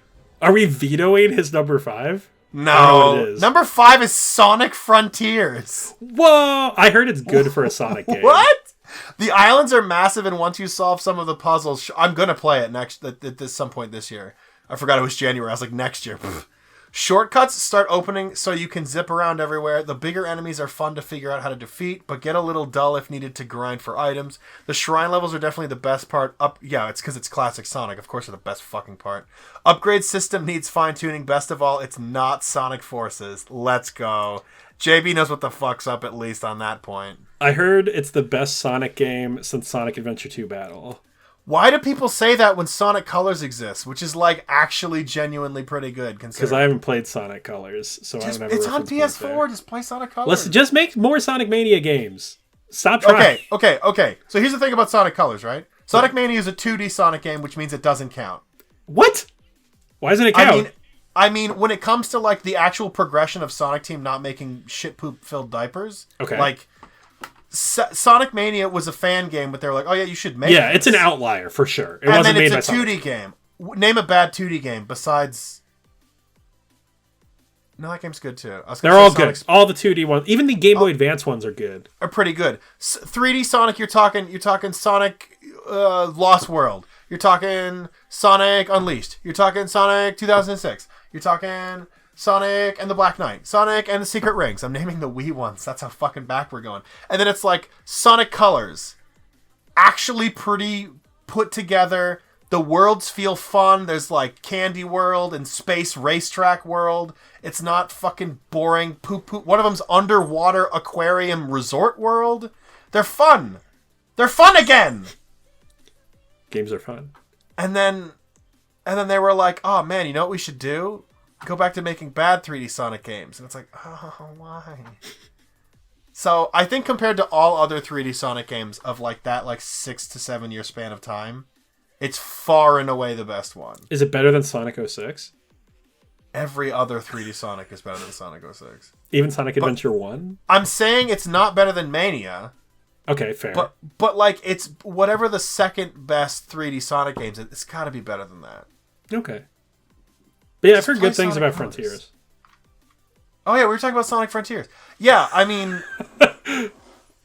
it looked like a game. I heard go in with low expectations and you'll be blown away. So here's the thing. They keep trying to do the thing where they're like, let's put Sonic in like a cool, adventurous, mature setting. Yeah, it's like my guy. That's how Sonic works. Is in Blue cool, Hedgehog, mature settings. Big red bounce pad. How has Mario Fat, been evil nailing Eggman. this and Sonic is still floundering in this I don't space? think Odyssey nailed it. It looks real weird when he goes to real human adventure land. In a good way. Real weird looking. It looks weird in a good way. I guess. I'm saying this looks worse, but just make a 3D game, but it looks like the Sonic 2D games. What's wrong with making fucking Green Hill Zone in 3D? What's wrong with that? Yeah, just do it. Just do it. It's super easy. You just did this. Now palette swap it. It's fine. We can't distrust JB's number 5 pick. We can't diss it. It's this man's. He played it. We didn't. What do we know? Exactly. You can't take a number off someone's list unless it didn't come out in 2022. In which case, then we can argue it. It's fine. What's your number 4, Peter? My number 4 is a banger. It's Prodeus. Prodeus is so good. Prodeus is my dark horse, most underrated game of the year. If you look, I love top 10 lists. I've watched every top 10 list for 2022 on the internet. I've seen Prodeus on one list, and it was on someone who I told to play Prodeus. It was on Symmetry's list at youtube.com/Symmetry. Prodeus is a Doom clone, and it is amazing. It captures everything that is good about Doom. Having a ton of weapons, having a ton of ammo for all those weapons, being able to swap to any of them at any time. None of this whole 2 weapons only BS. It's got dope secrets. It's got co-op. It's long. It's awesome. Prodeus is amazing. I cannot believe more people aren't talking about Prodeus. How is that possible? Yeah, Prodeus is so good, it's also my number 4. Whoa! Whoa! I love it when that happens. Twice in the same year. I love it when that happens. Did you match with JB on another one recently? Or previously? Yeah, JB and I, in I think it was our 2017 list, we had like 4 that matched. It was awesome. Yeah, Prodeus is really good and you should play it. It's the best modern Doom clone I've played in a long time. For sure. For sure. And co-op, like we did the whole thing in co-op and that was cool. Yep. We were going to make a video about it and then we didn't, which we might still. Yeah. It's never too late. You got to believe. It's never too late. It could go free, which means we'll get a bunch of views 7 years later. That's true. That's true. And again, no one's talking about Prodeus. It's so good. It's real good. It's real good. It's got good secrets. I think we both agree. I think everybody that I've seen talk about it agrees that the ending is a big wet fart. It kind of like ends 2 levels after. See, that's the funny thing about Prodeus. If they just took out the last level, it would end better. The second or third to last level is the end of an FPS where it's like 4 levels long. It just keeps going and going and going. Yeah. And you think it's gonna end, and then it ends, and then there's 2 more levels, and you're like, how was that not the end of the game? Yeah, the last level of Prodeus is just a gauntlet, and it's not a long gauntlet or a hard gauntlet. It's also it's not that. I didn't think it was that long. It's not like one. It's like 2 rooms, 3 rooms. It's 1 room. Yeah, it's 1 room, and it's like 20 bad. guys max. Yeah, that's it. Yeah, it was bad. But the rest of the game's great. Yeah, other than the last level, it's all good. Yeah. Give me your number 4, JB, through Peter. JB's number 4 game for 2022 is God of War Ragnarok. Ooh, I don't think he's finished God of War Ragnarok, and Which means he hasn't gotten to the part that'll bring it down. And he says, this is purely projection based off of what I played. Yep. Way more streamlined and better paced than the first. The Atreus sections actually don't bother me, and Thor is a 10 out of 10. Agree, Thor is great. Even if this doesn't hold up for the rest of the game, it wouldn't drop much for me here. Yeah, I don't think I mentioned him when we talked about it in our... Maybe we mentioned him. Thor is such a well-developed character. I feel like because there's a lot of subtext going on. Yes. With his character. Where absolutely. There's clear, like, alcoholism and, like, father trying to be better for his daughter stuff going on. And, like, a part behind the scenes where, like, he clearly quit. And he's trying to be sober and trying to be a good dad. And then you catch him drinking again as Thrud. And she's like, fucking what are you doing right now? Yeah. And it's really good. And I really wish that was how everybody was in the game. Yeah. I wish all of the characterization was as good as Thrud and Thor. Yeah. Then I would really like good. It. Yeah, the Atreus sections might be my favorite part. I think playing as him is incredibly fun. Yeah, I don't hate the Atreus sections at all. I just don't like Ironwood. That's the only one I don't like. I know multiple people who were like, yeah, it was okay. I was like, it was the best part. Are you serious? I feel like his combat's better than Kratos' combat. I mean, some of the jokes you get from those parts is also like that too, yeah. So, yeah, no, I agree. Good pick at number 4. Good pick. Solid pick. Good job, JB. My number 3 is Citizen Sleeper. Citizen Sleeper is a game that I was very hyped about going into it this year. And nobody cares about. Lots of people care about Citizen Sleeper. The people who have played it love Citizen Sleeper. I was hyped for the gameplay, and then it turns out the gameplay doesn't really matter in this game. It's all about story, and that's it.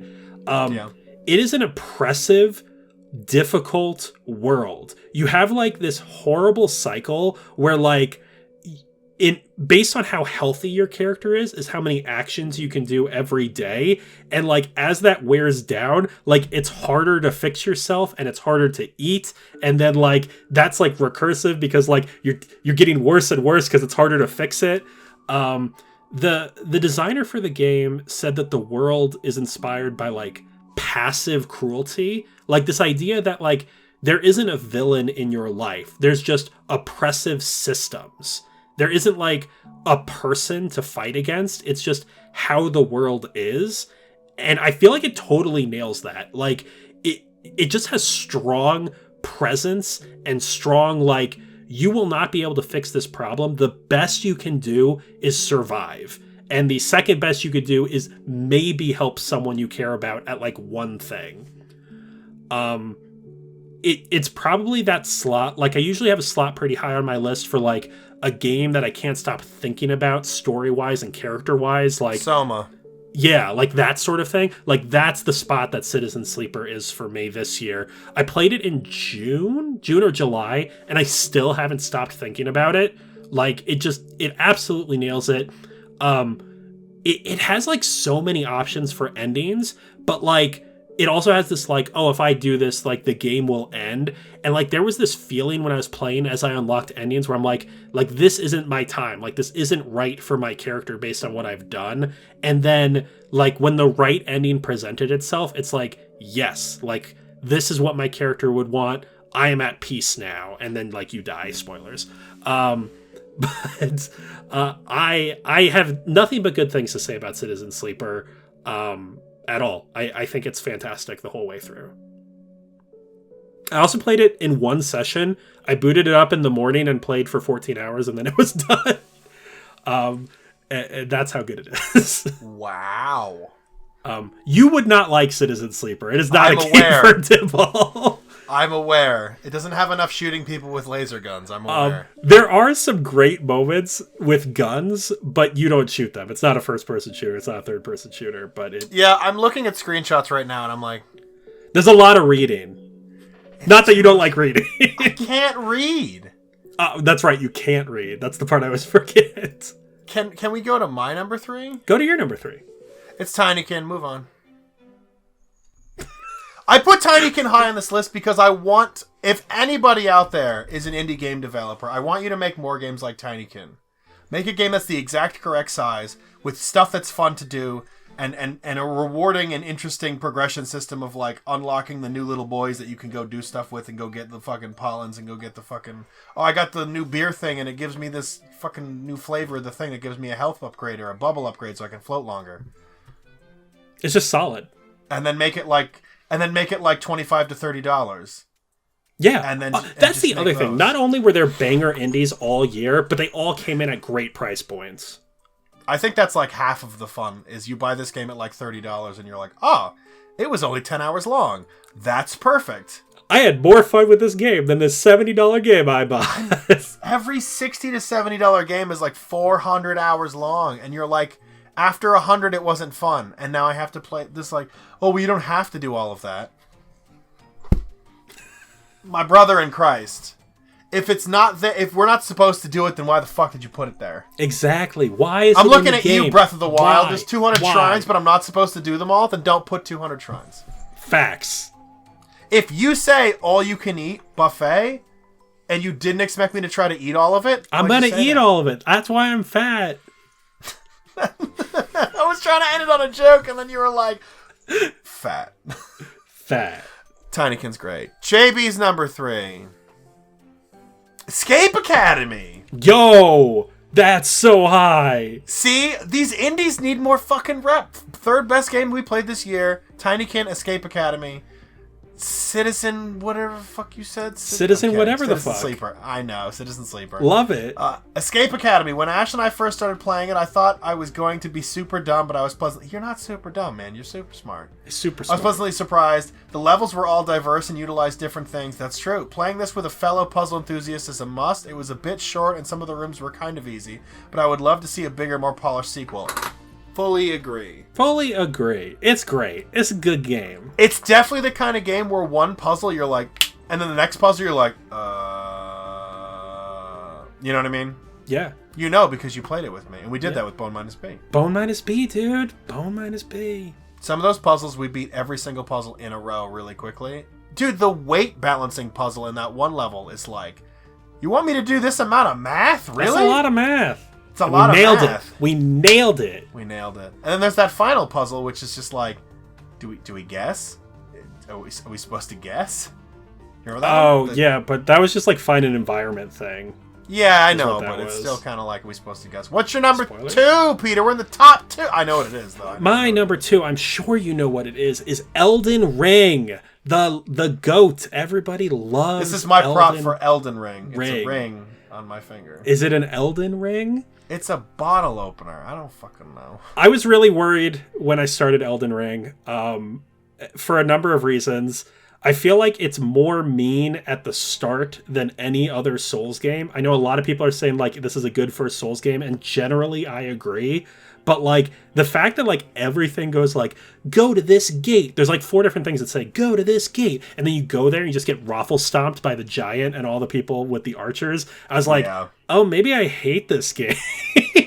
And, sorry, go ahead. There's something to be said about the way that game tries to teach you that the way this FromSoft games in general try to teach you you're not supposed to be fighting this right now, which is that it absolutely beats the shit out of you so decisively every time you try. Right. My wife has never played a Souls game before, and I bought her a copy of Elden Ring when I bought one for myself so we could co-op. It didn't work, by the way, FromSoft. Still mad. We are still mad about that. Still fucking mad that half the game just doesn't work. If you count single player and multiplayer, it's 50-50. Half the game didn't work. I'm not mad that I spent like $120 and I couldn't fucking... It's fine. Is that the tree guardian right in the first area? Yeah, super nasty. Are you supposed to know that you can't fight him besides the fact that he's a giant dude on a horse? See, I'm okay with that, with the tree sentinel doing that. It's just like the tree sentinel plus the giant plus the thing in the tutorial that kills you because it needs to teach you that, like, sometimes you lose. It's just like a lot at once, which is like kind of mean. Even like, for someone, what's the difference between the education of sometimes you can't beat a boss of the tree sentinel, right, versus sometimes you can't beat a bunch of dudes who ambush you at a gate? Right. It's like you don't need both of those lessons. You're supposed to beat the second one, though. You're supposed to beat the second one, right? But you're not supposed to beat the first one. Yeah. But to a new player, they're the same. Yeah, they feel exactly the same. And so once you get past that, and like the realization, have nothing but good things to say after that. There's nothing but good things to say after that. The realization that Elden Ring is like this player-driven exploration that I love. Like it feels like Outer Wilds in that, like, you have to, like, go out there and explore and get more info and get more weapons and that sort of thing. It, like, so few games have that quality. Like, I don't like Breath of the Wild, but Breath of the Wild definitely has that quality. I am also stubborn in these types of games. So the first boss I killed was Bloodhound Knight Darrell, who we called Daryl for the rest of the entire time we were playing Elden Ring. Yep. I got his sword, and I never used another sword the rest of the game. It was so good. It did the job. But yeah, I loved the lore of Elden Ring. I love, like, you can feel George Martin's contributions to the world. Like, it feels very George Martin.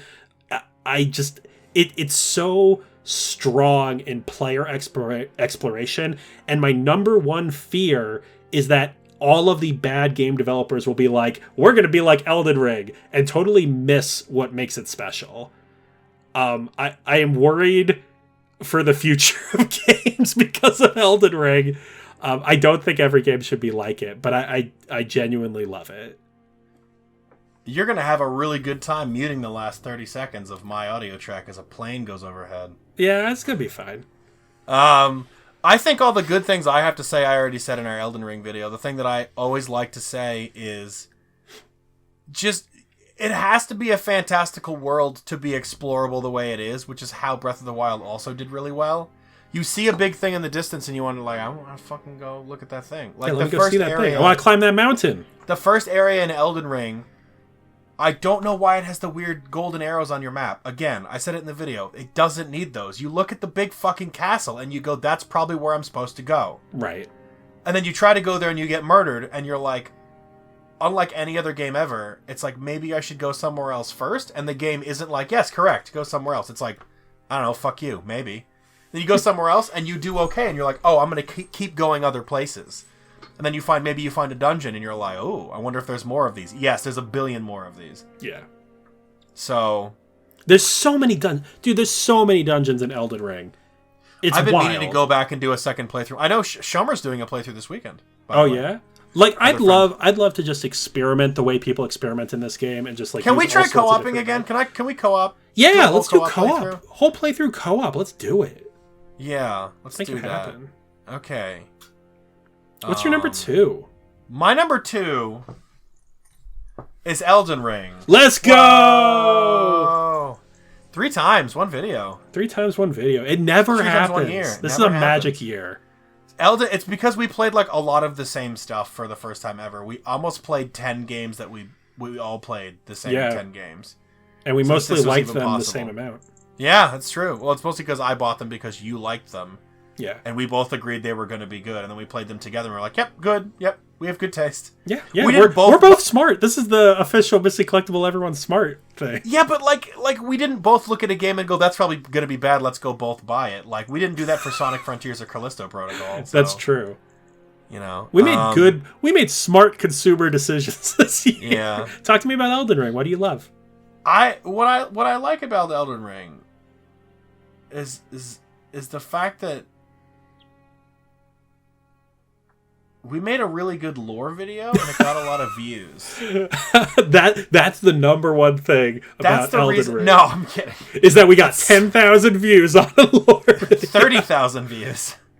Is it 30,000? No, I think it's like 30,000, dude. You did a really good video and I didn't help at all. You made that. Props to Symmetry for his help on that video. YouTube.com. He's got a good narrator voice. No, I really like the game because there's just so many opportunities to be like, you know what? I'm just gonna go fuck off and do something over here. And then you found a place, and you were like, hey, did you find this place? And they were like, I don't know. Did you find this other place? And you're kind of like, can you tell me where that place is? And it's like, I don't know. Do you want to know where it is? And it was kind of like. And there was secrets, and there was every time you went in a dungeon, it felt like you were going to get a cool new thing. It wasn't, another fucking spirit orb to upgrade your stamina. It was, I got a cool wizard power. I'm not a wizard right now, but now maybe I would try to incorporate some wizard into my stuff. Yeah, because I want to use this. Next time I want to be a wizard, I want to get these wizard powers. Now I know where to get them, which is impossible to remember. You're never going to remember that. I didn't get much into the lore as you guys did, but some of the stuff that I found pretty interesting. I will say this because the first thing that always comes to my mind when I say I like something really bad is my brain goes, you have to say why you also don't like it immediately. Horrible final boss. Horrible final boss. I like the first phase. Yeah, second phase is one of the worst things I've ever fought in my life. It's probably the worst boss in Elden Ring, honestly. In terms of quality, not in terms of, like, this beat my butt. Is there anything worse than giant gelatinous gold jellyfish poop monster? Spoilers? Unmarked Elden Ring spoilers? Shut up. It's from last February. Is there a worse boss? I don't think there is. Yeah, probably not.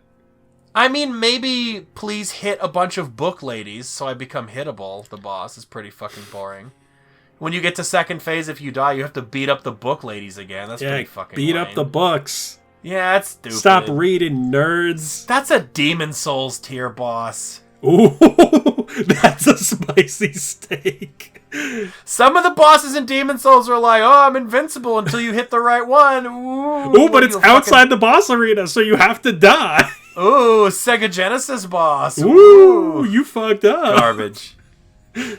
Oh, this boss listens with his ears. If you wear a ring that makes you make no sound, he can't find you. Unlike all the other bosses who don't listen with their ears. There's so many fucking gimmick bosses in Demon Souls, man. I love Demon Souls, but half the bosses are fucking gimmick. They hadn't run out of good reasons to make a boss yet to make so many gimmicks, you know? Facts. Fucking facts. That said, some of the gimmick bosses are cool. The one that's only damageable by a big fucking hurricane sword. Are we talking about Demon Souls right now? Or are we talking about Elden Ring? Elden Ring's good. Elden Ring's good. Everybody gave it Game of the Year, bro. Everyone knows it's good. Do you know? Have you heard of this indie darling called Elden Ring? Indie darling. Have you heard of our Lord and Savior Elden Ring? Let me tell you, it's great. I think one of the coolest things about Elden Ring is the part where you go to like a big bridge and you're like, oh, look at these big old dead giant. Oh, they're not dead. They're not dead, dude. Oh, I'm fucked. I'm gonna die. Oh, that's awesome.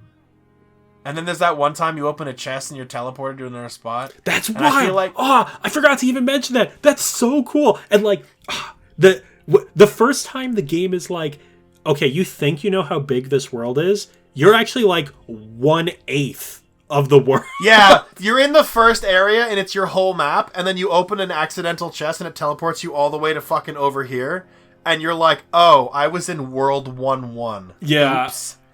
And it's like, I've killed 30 bosses. What do you mean? Sorry.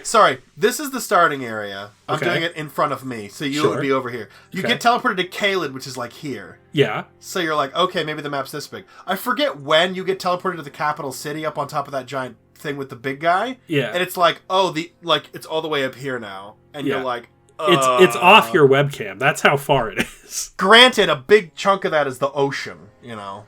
That's true. Water. There is a big water gap there. I'm not against that, but it's how many times do they do the teleporting chest trick? Is it 2 times or 3 times? I think it's 3 times. It might be 3, and I've never found the third one. Some bitch. I had a lot of help getting the platinum, and I just really wish I could have co-opted more of it. I've almost exclusively co-opted a lot of Dark Souls games, almost all of them. I did Demon Souls solo, but like Dark Souls 2 and Dark Souls 3, we did a lot of summoning for. Bloodborne, we didn't summon for the main campaign, we summoned for the dungeons. I wanted to summon for Elden Ring, and then you and Mud basically quit your jobs but didn't tell your bosses and then beat it in like 3 days. Hey, don't say that. Don't say that. This is opinions of me and not of Peter. Peter was fully employed and did not skip his job. Your boss would probably be cool with it anyway. You work for a weird fake company. Hey, stop. Hey, time out. These are opinions of me and not of Missing Collectible. Opinions contained wherein... JB's... Alright, what's JB's number 2? JB's number 2... Is it Elden Ring? Is Citizen Sleeper. He didn't play Elden Ring? I thought JB didn't like Citizen Sleeper, so seeing it at number 2 is so cool. JB said, everything I want in my pen and paper sessions. Great dialogue, so many branching paths that are actually interesting and don't feel tacked on. Characters that you love, that you hate, and everything in between. Yeah. 100% agree. I've already gushed about Citizen Sleeper, but it is nice to see JB give it some more points. Even more points than I gave it. Nice. Are you ready? Are you ready for number 1? Everybody knows what your number 1 is. Because no one has said it yet. I think it's happened. I think it's finally happened. I think everyone has picked the same game. My number 1 is Tunic. Okay? Let me tell you how underrated Tunic is. Tunic is appearing on top 10 lists around the world. If you go on YouTube, Tunic's there. But people don't get it. People don't get how good Tunic is, right? It's not enough that Tunic is like kind of like this isometric Zelda thing, like kind of feels like Death's Door and that sort of thing, but also it's got this super cool manual that makes you feel like you're playing an old school NES game. It's like so embedded in the world where it's like it's not English in the manual, it's like gibberish that you don't understand, but there's like enough there to guide you, and it's like meant to be part of your knowledge as you go through this game. And I'm gonna get like progressively more spoiler as I talk about this, so like tag out when you're interested. But the first time the manual is like, hey, if you press this button at a save point, you can upgrade your character, is just like mind-blowing, because it's like, hey, there's more to this game that you just don't know, that you haven't tried to do because you haven't pressed that button in the right spot.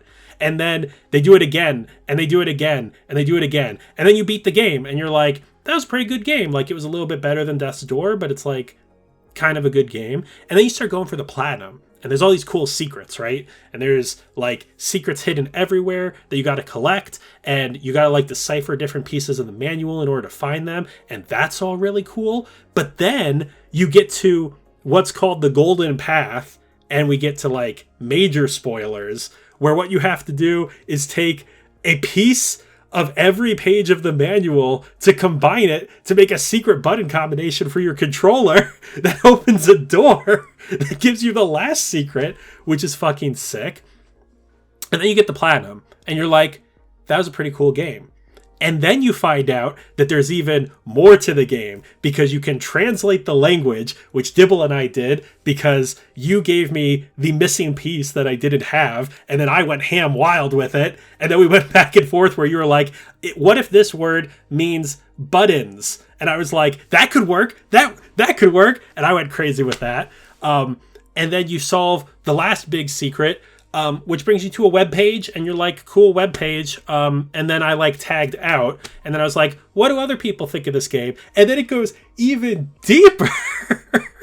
It goes even more deeper when you find out that it is a like Rosetta Stone for a second secret language in the music and the sound effects, which is hog wild. And you find out it's everywhere in the game because the shopkeeper actually talks to you in the words he says. And there's things in the music that are there. And the fact we played it when it came to PlayStation, JB had played it first and he was like, it's great. And then we finally got to play it, and people had already found all this stuff long before we started playing. And the fact that people are still talking now, and they think that there might be a third secret language in the game that just no one has found yet, is insane. Like, this game redefines what it means to have secrets in video games. Yeah. In an era where, like, people will hack your game the first day it comes out and find everything cool in it. Yep. And people still cannot do that with Tunic because it's hidden in plain sight. It's in the music. They have the written language right in front of you the whole game. Like, it's right there. And the way that it recontextualizes the world, like 4 times over, is just wild. I've never seen a game with secrets like Tunic. It has the highest recommendation for me. It is up there with Outer Wilds in terms of, like, you must play this game. I have ranted for a long time. It's fine. I mean, I ranted longer about a game that I hate, so I'm glad you ranted longer about a game that you like. If you tell me that Tunic isn't your number one, I will be heartbroken. My number one has been on screen this whole time. It has not been on screen this whole time. It's a secret. It's right there. Tunic has been on screen the whole time, baby. I mean, to be fair, so is like Wind Waker, but you know. Wind Waker! Hey, this is Castlevania Dracula. That's Pee Wee Herman. That's Wind Waker HD. There we go. So I think the thing that I take away the most about Tunic was actually, can I go get the manual? Yeah, go get the manual. Show off the cool prop. Yeah, go get show off the cool prop. That someone got me for Christmas because they're a fucking amazing person.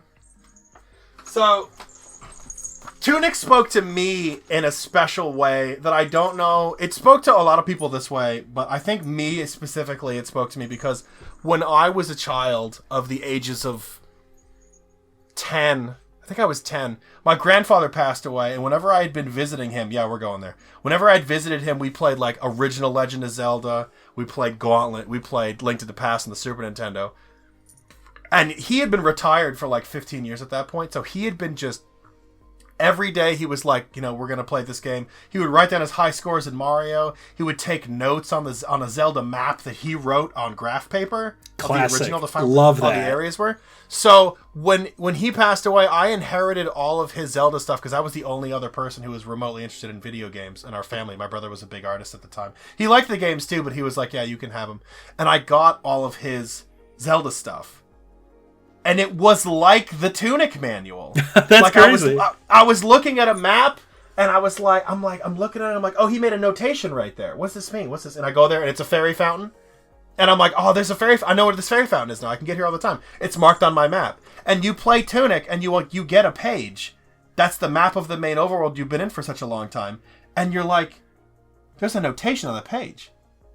And you're like, who wrote in this manual before I did in the game that I'm playing? Right. It's crazy. It's not even a game about playing the game. It's a game about playing a game after someone else older than you has already played it, beaten it, and left notes for you to know how to beat it yourself.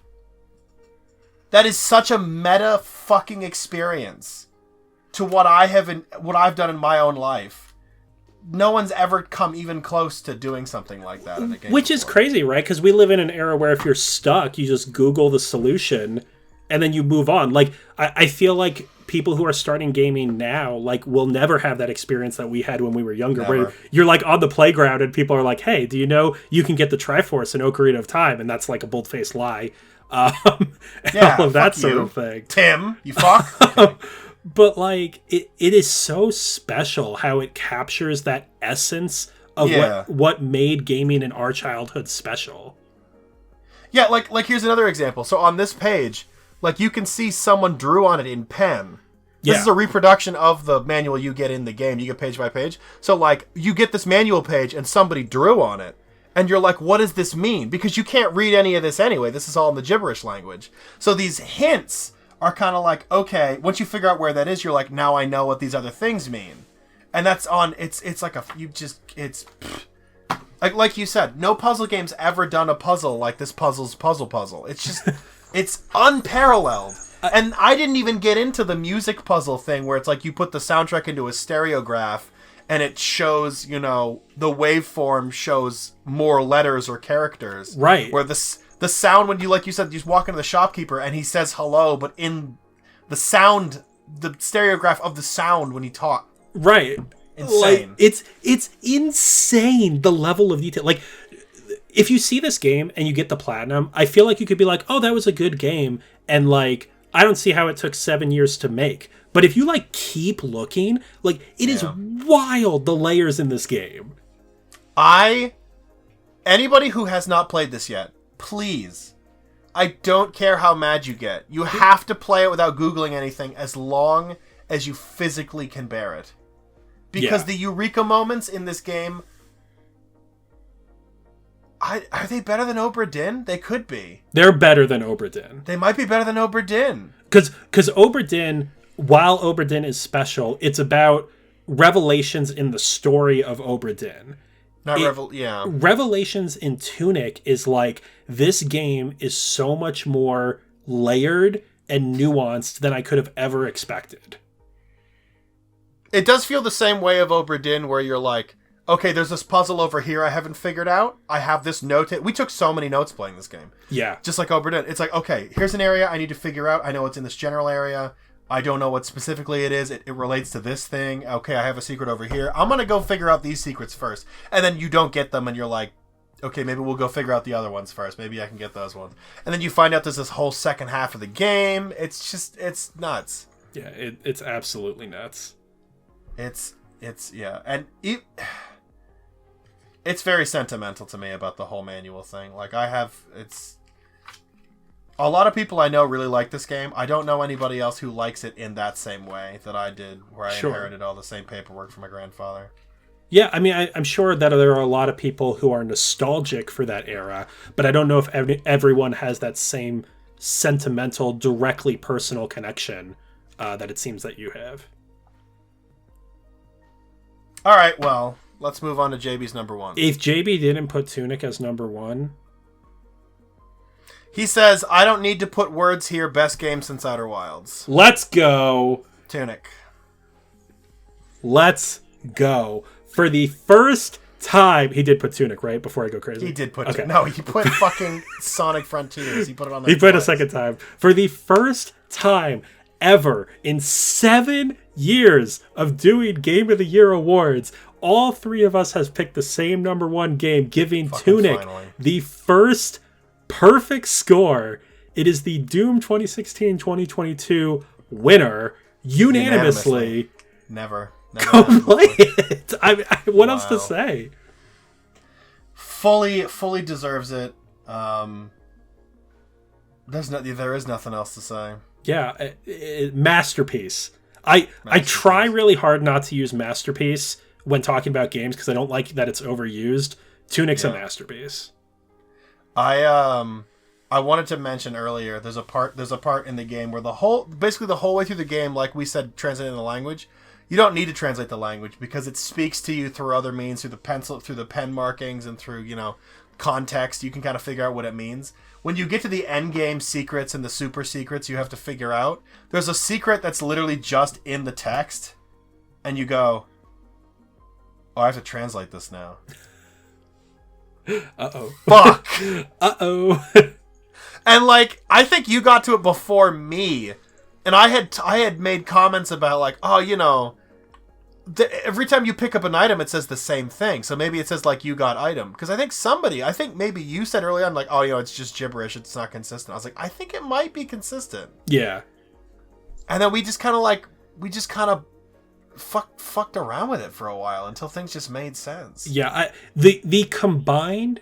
This is like what I was talking about. I forget which. You had a page that I didn't. You had a page that I didn't. I did have a page that you didn't, which is like the introduction to translating the language. Yeah, the page that basically tells you how it's supposed to work. But even that page didn't make sense without your added context, because you were the person who was like major, super. In case I didn't mark this already, super major spoilers for Tunic. I've already spoiled a lot, but you were the first person in our group to be like, I think it's phonetic, and that was the light bulb moment. That was the, okay, bring it all together. And then you were also the person who was like, I think this means move, or it means stick, or it means like this sort of thing. And like, that was vital to us translating the language. Yeah. It was a hell of a journey. Yeah, it was great. It's fantastic. Fantastic. How do we end this? Tunic wins. I don't fucking know. Tunic wins, but JB is still struggling for his life. We have to give him... Don't say that. He's gonna be fine. He's gonna be fine. You better be fine, you old man. If he's not fine, I'll kill him. I'll fucking kill him myself! Happy 2023, everyone. Whole new year. Whole new indie games. If there's a bunch of fucking Vampire Survivors clones, I'm gonna fucking... There already are! I know. You don't even fire, you only move. There's only one mechanic and you just move. That's how you know it's good. How did the same year that gave us the greatest puzzle game of all time, up there with Outer Wilds, also give us the most lackluster, vapid fucking game of all time? And it started a genre, so you'll have these for years to come. Well, I mean, you're afraid of what Elden Ring is going to do, because everyone's going to try to make Elden Ring games.